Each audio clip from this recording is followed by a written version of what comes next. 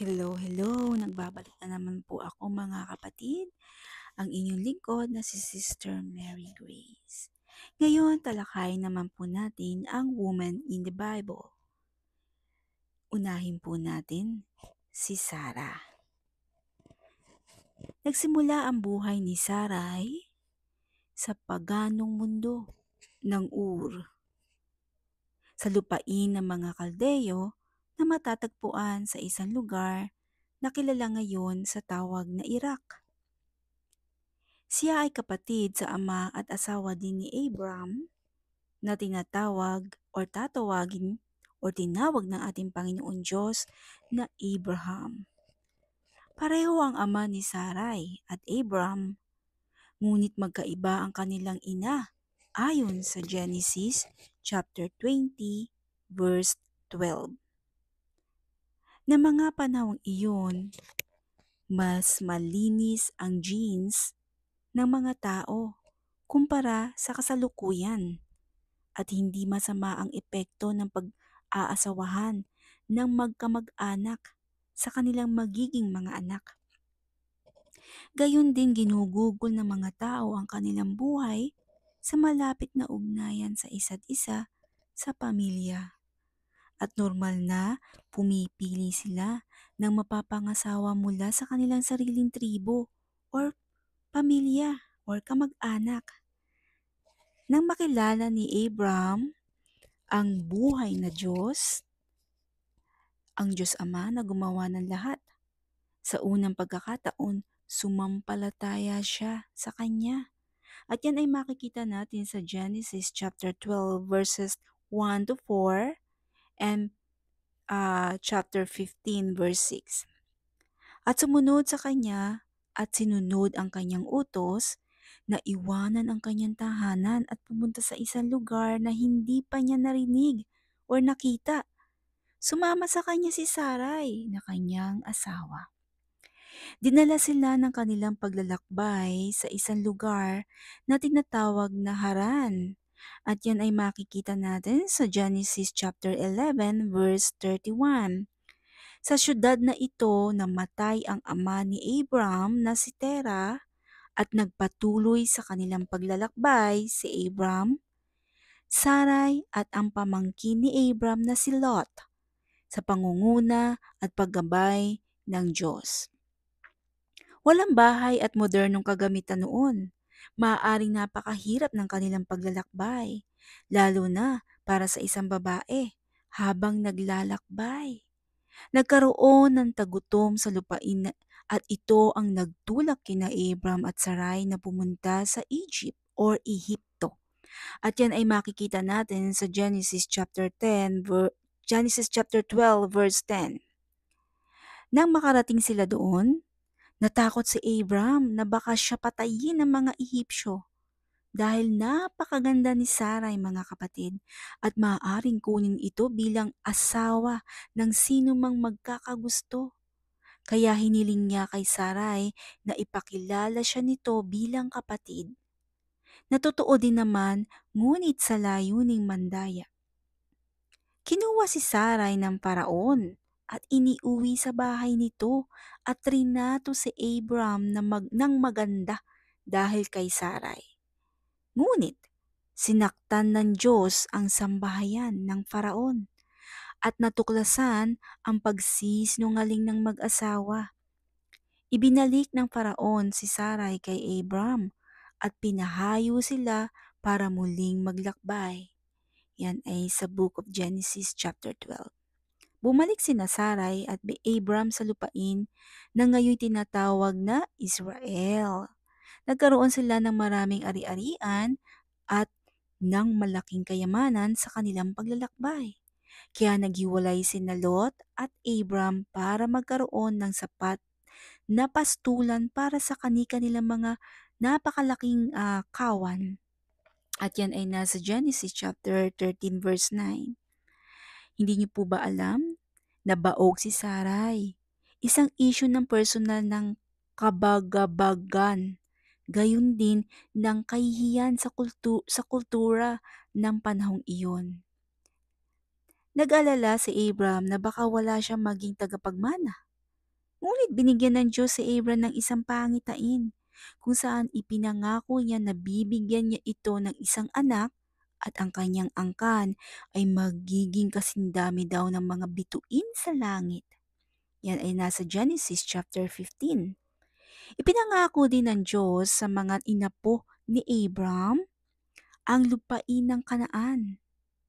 Ang problema ay nanatiling walang anak si Sarai. 10 taon pagkatapos na mangako ang Diyos kay Abram bilang pagsunod sa kultura, iminungkahi ni Sarai kay Abram na anakan nito ang kanyang aliping si Hagar. Ang magiging anak ni Hagar ay ibibilang sa anak ni Sarai ayon sa kultura. Pumayag si Abram at ipinagbuntis ni Hagar ang isang anak na lalaki na tatawagin sa pangalang Ishmael. Ngunit nagsimulang magmalaki itong si Hagar, mga kapatid, at naging marahas ang pakikitungo ni Sarai kay Hagar. Ano pa tumakas si Hagar dahil dito? Kinausap ng Diyos si Hagar sa disyerto at sinabihan na magbalik kay Abram at Sarai na kanya namang ginawa. Sumunod si Hagar sa utos ng Panginoon Diyos. At yan ay makikita natin sa Genesis chapter 16. 13 taon na po ang 13 taon pagkatapos na ipinanganak si Ishmael, muling tiniyak ng Diyos ang kanyang tipan kay Abram. Sa puntong ito, mga kapatid, ibinigay din kay Abraham ang tanda ng pagtutuli at binago ang kanyang pangalan. Ang kahulugan ng Abraham ay mataas na ama. At ginawa itong Abraham or Abraham na ang ibig sabihin ay ama ng marami. Binago din ng Diyos ang pangalan ni Sarai na ang kahulugan ay aking prinsesa. At ginawa itong Sarah na ang ibig sabihin ay ina ng mga bansa. Sinabi ng Diyos kay Abraham na bibigyan siya ng Diyos ng anak kay Sarah. Sa anak na ito, si Isaac. Itatatag ng Diyos ang kanyang tipan. Pagpapalain ng Diyos si Ishmael, ngunit si Isaac or Isaac ang anak sa pangako at sa pamamagitan niya pagpapalain ang mga bansa. At yan ay nasusulat sa Genesis chapter 17. Ang ibig sabihin ng Isaac ay tumawa siya. Tumawa si Abraham dahil sa edad na 100 taon. Magkakaroon pa siya ng isang anak kay Sarah na 90 years old na siya at isang baog na babae. Tumawa din si Sarah dahil dito. Yan ay makikita natin sa Genesis chapter 18 verses 9 hanggang 15. Na mga kapatid, pagkatapos lamang ng ipinangako ng Diyos kay Abraham at Sarah na magkakaroon sila ng anak, ginunaw ng Diyos ang Sodom at Gomora. Ngunit, iniligtas niya ang pamangkin ni Abraham na si Lot. Yan ay nasa Genesis chapter 19. Naglakbay si Abraham at Sarah patungong Negeb at nanirahan sa Gerar sa Genesis 20 verse 1. Muling hiniling ni Abraham kay Sarah na magsinungaling ito tungkol sa kanyang pagkatao at kinuha si Sarah ng hari ng Gerar para gawing asawa. Ngunit iningatan ng Diyos si Sarah na siyang magsisilang kay Isaac. Hindi nagkaroon ng relasyon si Haring Abimelech kay Sarah. Binalaan siya ng Diyos sa isang panaginip at hindi lamang naghandog ang hari sa Diyos kundi binigyan pa niya ng mga regalo sa Abraham at Sarah at pinayagan silang manirahan sa lupain. Yan ay nasa Genesis chapter 20, mga kapatid. Nanatiling tapat ang Diyos sa kanyang pangako. Nabibigyan niya ng anak si Abraham at Sarah. Pinangalanan nila iyon na Isaac at sinabi ni Sarah, nakakatawa ang ginawang ito sa akin ng Diyos. At sino mang makarinig dito'y tiyak na matatawa rin. At sinabi pa niya, sa edad na iyon ni Abraham, sino makakapagsabi sa kanyang ako'y may mag-aalaga pa ng bata? Gayunman, nabigyan ko pa rin siya ng anak kahit siya'y matanda na. Yan ay mababasa natin sa Genesis chapter 21 verses 6 hanggang 7. Bagamat dati na siyang tumawa dahil sa hindi paniniwala at kahihiyan, ngayon ay tumawa si Sarah dahil sa kagalakan, mga kapatid, at nais niyang malaman ng lahat ang nangyari sa kanya. Tinupad ng Diyos ang kanyang pangako at pinagpala siya. Sa kasamaang palad na natili ang tensyon sa pagitan ni Sarah at Hagar. Nang ihiwalay si Isaac, nagdao si Abraham ng isang salo-salo, ngunit kinutya ni Ishmael na anak ni Hagar si Isaac. Sinabi ni Sarah na nais niyang mawala sina Hagar at Ishmael at dapat na walang bahagi si Ishmael sa mamanahin ni Isaac. Nagulumihanan si Abraham sa suggestion na ito, ngunit sinabi ng Diyos sa kanya na gawin ang sinabi ni Sarah at sinabing ang kanyang lahi ay manggagaling kay Isaac.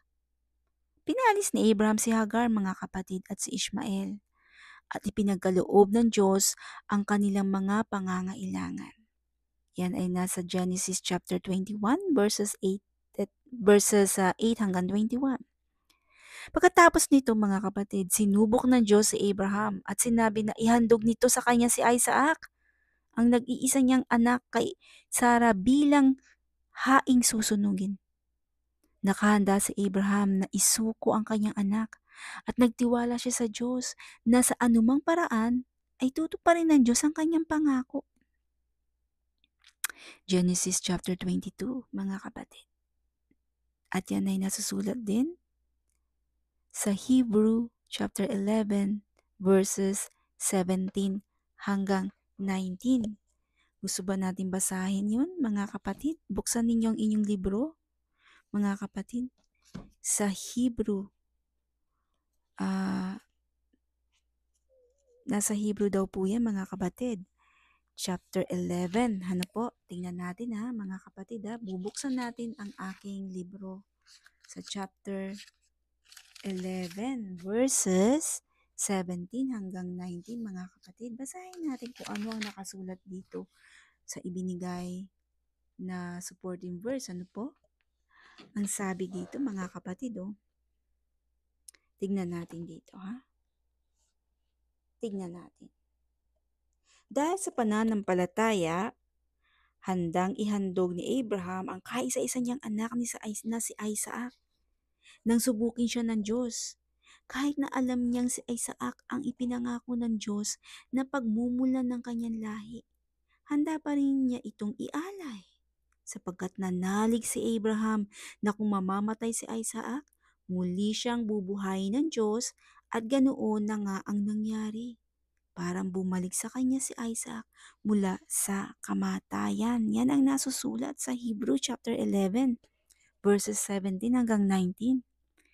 Si Sarah ay simple, maganda.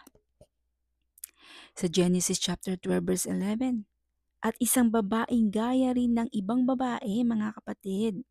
Nakagawa rin siya ng mga pagkakamali, gaya natin. Tao siya eh. Inunahan niya ang Diyos sa pagtupad ng kanyang plano at sinubukang ilagay sa sariling mga kamay ang katuparan ng lahat sa pamamagitan ng pagbibigay sa kanyang alipin kay Abraham para bigyan siya ng anak. Ngayon, dahil dito, mga kapatid, pinasiklab niya ang isang alitan na tumagal ng 4,000 taon or 4,000 taon. Yan ay nasusulat daw sa Genesis chapter 16 verse 3. Tumawa siya dahil sa hindi paniniwala. Nang sa edad na 90 years old, marinig niyang sinabi ng anghel kay Abraham na siya'y magdadalang tao pa. Tingnan niyo sa Genesis 18:12. Ngunit isinilang niya ang anak na ipinangako ng Diyos at nabuhay pa ng 30 years at namatay sa edad na 127 years. Yan ay sa Genesis chapter 23 verse 1. Ginamit sa Hebrew chapter 11 verse 11 si Sarah bilang isang halimbawa ng pananampalataya. Dahil din sa pananampalataya, si Abraham ay nagkaroon ng kakayahang maging ama. kahit na siya'y matanda na at kahit si Sarah ay hindi na maaaring magkaanak pa. Nanalig siyang tutuparin ng Diyos ang kanyang pangako. Ginamit si Sarah sa 1 Peter chapter 3 verses 5 hanggang 6. Basahin po ninyo yan. So bilang isang halimbawa ng isang banal na babae na nagtiwala sa Diyos at ginayakan ang sarili ng pagpapasakop sa kanyang asawa habang sinusunod ni Abraham ang direksyon ng isang Diyos na buhay na hindi siya pamilyar ng panahong iyon. Marami siyang pinagtiisan mga kapatid sa pagtatangka na bigyan ng tagapagmana ang kanyang asawa at para maingatan ang kanyang asawa sa mga mapanganib na lupain. Sa huli, nagkaroon siya ng sapat na pananampalataya na sa edad nilang mag-asawa, 90 years old and 100 years old, ay magkakaroon pa sila ng ipinangakong tagapagmana na si Isaac. Bagamat nabuhay siya sa isang mundo na mapanganib at puno ng kaguluhan, matatag na nanindigan si Sarah sa kanyang pagtatalaga ng sarili sa kanyang asawa at sa Diyos. At ang kanyang pagtatalaga ay ginantimpalaan ng pagpapala ng ating Panginoong buhay. Hanggang dito na lamang po, and to God be all the glory. Maraming salamat sa pakikinig ng aral mula sa buhay na si Sarah. Bye!